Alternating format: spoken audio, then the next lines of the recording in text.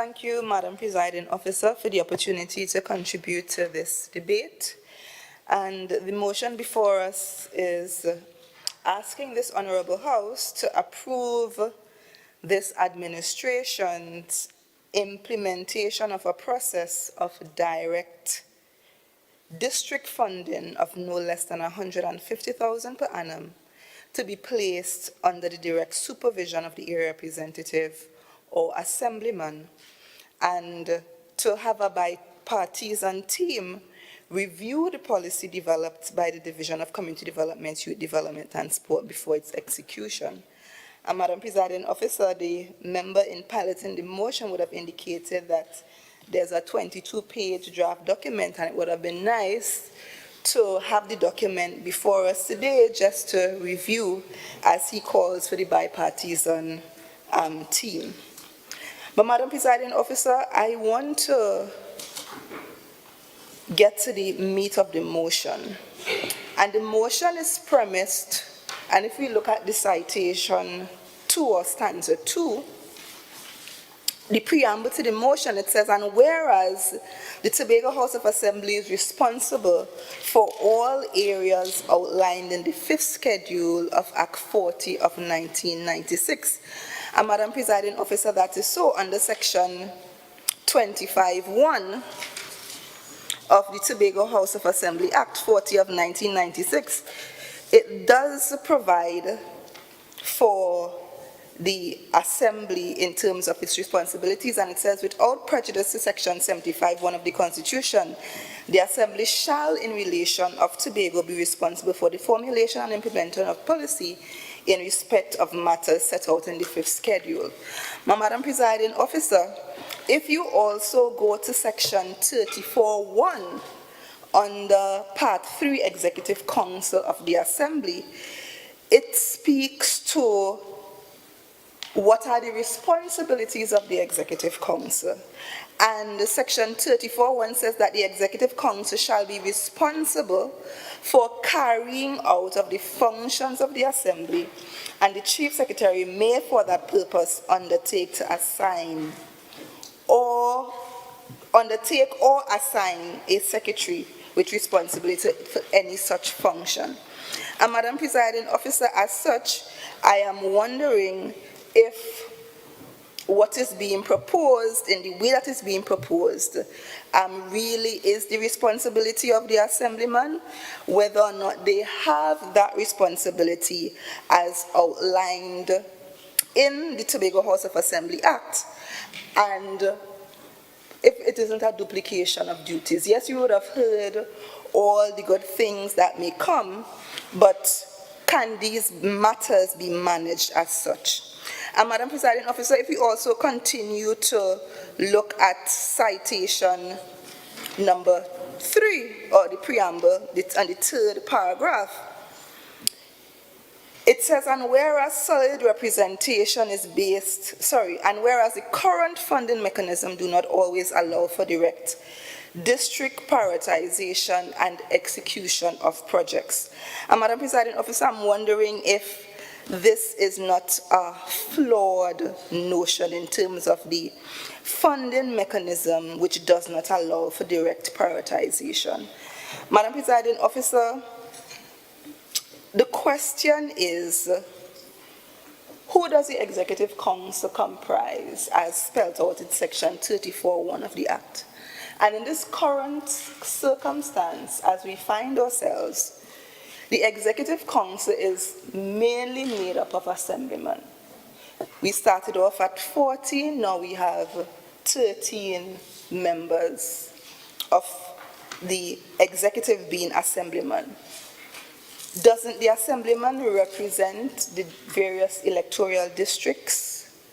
The projects that are undertaken, Madam Presiding Officer, by the Assembly, where are the locations of these projects? And of course, the Chief Secretary would have indicated that we are spending over 10 million in the various electoral districts throughout Trinidad and Tobago. And another question is, are they not in the respective districts throughout the island? And if therefore that is the case, it means that the funding mechanism is in place for direct prioritization and execution on projects. What may not be in place is the relevant priorities of this administration, and probably they would have failed to put proper systems in place to have the projects implemented. Madam Presiding Officer, the minority leader would have asked the question if members of the public will engage in this process. The Chief Secretary would have said, yes, they were engaged sometime while they were doing the mandate. But do we really know what the needs of the people are in the various communities? Have we assessed them? Did we analyze them? And after we would have done that, then we would come up with a plan to how to address the issues. And the minority leader again would have indicated, I am not sure if we are diagnosing the problem correctly. What are we really trying to achieve? Because if you look at the motion in the manner it is placed, I am not sure if what is being prescribed is really us solving the issue. So, Madam Presiding Officer, we have seen where in the recent past it appears as if we have not been meaningfully consulting the people. And we saw where recently members of a particular area had to cuss and go on the TV, social media, because there were particular changes to the calendar of events for Carnival. And again, because we did not adequately consult with the persons, we didn't get a full appreciation of what their needs are. So after we would have implemented a calendar of events, different from what would have existed in the past, we now have to go and redo and put it back because we have not adequately addressed the issues, the concerns, and the need, and identify a plan to solve those needs. Madam Presiding Officer,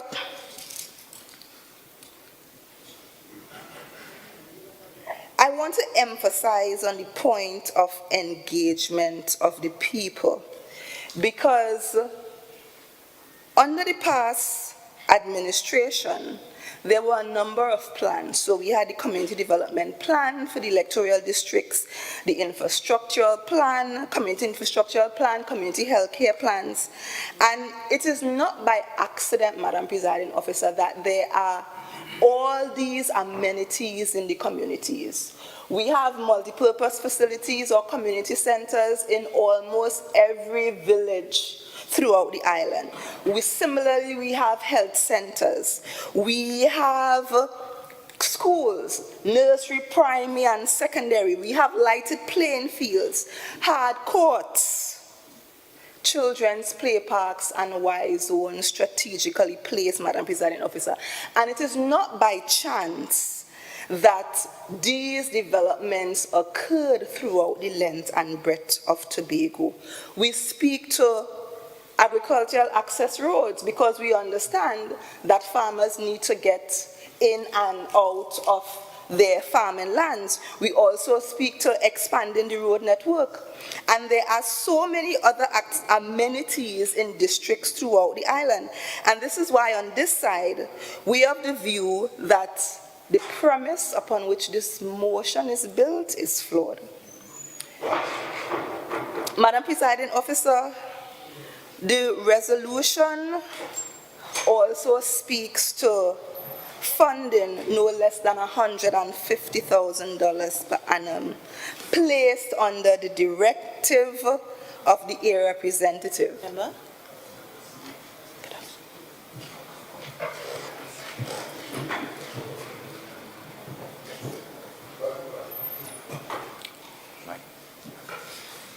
Thank you, Mr. Deputy Presiding Officer. So currently, the motion speaks to $150,000 per annum to be placed on the directive of the area representatives, but there is no mention of the maximum limit. The Chief Secretary would have pointed out, but In the case of this particular motion, the Chief Secretary says that it can go up to $10 million if funding is available. But in this particular instance, members opposite would have indicated that there isn't sufficient fund. So as we start this process, Mr. Deputy Presiding Officer, it will be instructive to note what is the maximum at this particular time that this fund can go to. And is it the discretion of the Assemblyman to determine that we can now increase the fund to probably $1 million to? When does it end? When does the $10 million kick in, Mr. Deputy Presiding Officer? And again, who determines the maximum limit? The resolution also speaks to a policy to be developed by the Division of Community Development. Again, what is the policy? The member in piloting the motion didn't really delve into what this policy is, and we would appreciate to see a draft of this policy that is seeking bipartisan support. Mr. Deputy Presiding Officer, we on this side have a lot of questions in relation to what is being put forward and what is being requested. Some of the questions include the relationship. What is the relationship between the policy and the funding allocation that will be proposed? Under the district fund, what types of projects? So some projects were identified, but in the identification of what could be done and what can be done, it appears to be not clearly defined. Because on one hand, you are saying that social interventions that is available by the Tobago House of Assembly, the Assemblyman cannot engage in, while on the other hand, you are saying that you can build ramps, you can help people with floors, but those are similar services available at the Division of Settlements. You are saying on one hand that you can give bursaries to sporting groups, community development groups, education bursaries, but on the next hand, those services are available at the Division of Education and at the same Division of Community Development. So where do we draw the line? I think we need to have some more meat, more details as to how we operationalize this policy. Mr. Deputy Presiding Officer, additionally, what will be the procurement or spending guidelines regarding the proposed allocation? Yes, we heard about the financial regulations and you can't spend outside of that, but that needs to be a little bit more specific as it relates to this district fund. I would have come across an article this is an international news article, and this was published on the 12th of December 2022, and the article is entitled Constituency Development Fund, Can It Work? And this news article was reporting on a regional workshop on constituency development funds and anti-money laundering, which was convened in New Zealand. And this workshop was convened between the 28th and the 29th of November 2022. And what the meeting sought to do is to bring together parliamentarians along with integrity officials, including ombudsmen and the Leadership Commission from the Pacific region. And the article described, and the member in piloting the motion would have described the Contingency Development Fund as a funding arrangement that channels funds from the central government directly to constituencies for local infrastructure projects. Decisions about how these funds are allocated are spent allocated and spent, are heavily influenced by the elective member of parliament. And in our case, the fund will come through the Tobago House of Assembly, and our assemblyman or area representatives will be the one to influence how this fund is expended. And at this workshop, Mr. Deputy Presiding Officer, various MPs would have presented and shared their experiences on how community development funds work in their respective countries, as well as they share the control measures that are in place in their respective jurisdictions. And I will share a few comments from the article.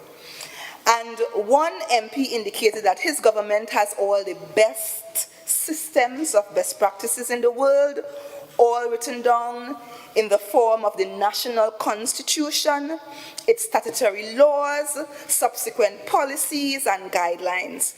The laws are all coherent and specifically tailored for best practice, which includes rules for the applications of the Community Development Fund. And Madam Presiding Officer, in this instance, at the highest lawmaking level of the land, the policies, the laws of the Community Development Fund is enshrined there.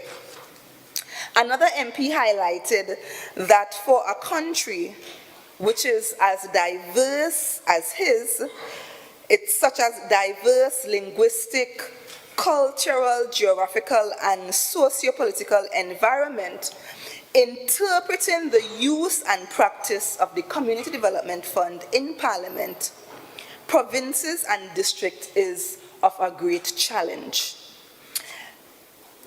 This time, a permanent secretary in his presentation, and this is the permanent secretary from the Ministry of Rural Development, while sharing his country's experiences, explained that the challenges the ministry faces every day in managing the community development funds include the unfair distribution of funds, mismanagement of funds, absence of proper guidelines, lack of transparency, and a lack of capacity where a few things that were highlighted. And Mr. Deputy Presiding Officer, we also had the chairman of the Parliament Standing Committee Against Corruption, which said that it was perceived by many people that incumbent MPs have unfair advantage over electoral candidates. And it is perceived that the incumbent MPs hold on to the Community Development Fund and use it during an election period as a means of vote buying. And I also want to share a view from two ombudsmen who, in their presentation, while sharing on the laws that were present in their respective countries to tackle corruption, the ombudsmen agree that reforms are needed in their laws because corruption has evolved and mutated over the years and is now eating away at the very fabric of their society. It was also revealed that the Ombudsman Commission carries out regular awareness programs with leaders at all levels of government on transparency, accountability, and good governance. And the final point I wish to highlight from this news article is from the results of the Global Corruption Barometer. Minority Councillor, Chief Secretary.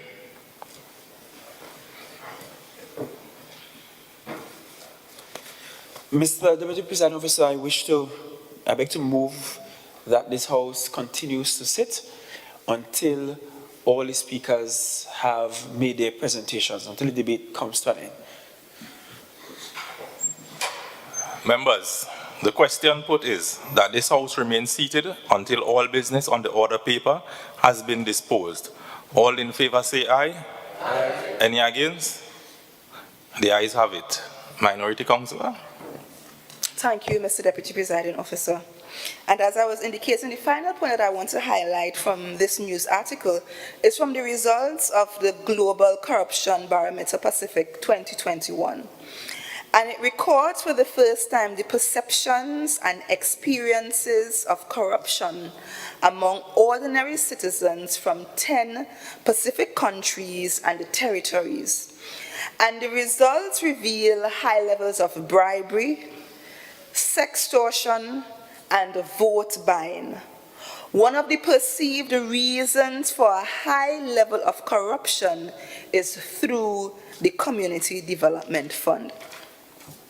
And Mr. Deputy Presiding Officer, the reason why I took the time to highlight aspects of this article was to show the experiences of other countries and other territories that would have implemented a similar fund, and to ensure that if this district fund is implemented, that the appropriate measures are put in place to safeguard against the misuse of the fund, corruption, ensure accountability and transparency, and to reduce and eliminate the negatives that were highlighted in the article. And Madam Presiding Officer, I recall sometime in 2012, under the People's Partnership Government, they attempted a similar constituency fund. I think it also was to the tune of $10 million in the 41 constituencies, and for some reason that was not implemented. We may need to consider why that was not implemented while we look at implementing a district fund here in the Tobago House of Assembly. And we continue to have the questions, Mr. Deputy Presiding Officer. What are the guidelines for the administration and management of the fund that will ensure equity in the distribution as well as accountability and transparency? So we have $150,000. If John Doe comes, Jane Doe comes, who determines what the priorities are? What is the procurement process again? How do we decide who gets what? Who monitors and evaluates the operations of the fund? And how is that done? What is the reporting requirement for the expenditure of these funds? And what will be the checks and balances to ensure, again, accountability and transparency? And Mr. Deputy Presiding Officer, it will be very informative to have these questions answered, and we will, apart from sending or forwarding the CPA, the Commonwealth Parliamentary Association Handbook on Constituency Development Fund, it will also be informative for us to review the current policy that exists. And we are also hoping on this side, Mr. Deputy Presiding Officer, that before any implementation of this district fund, that the policy can be brought back to this Honorable House so that it can be adequately ventilated, debated, and approved before any operationalization or implementation. Mr. Deputy Presiding Officer, with these few words, I thank you for the opportunity to contribute to this debate.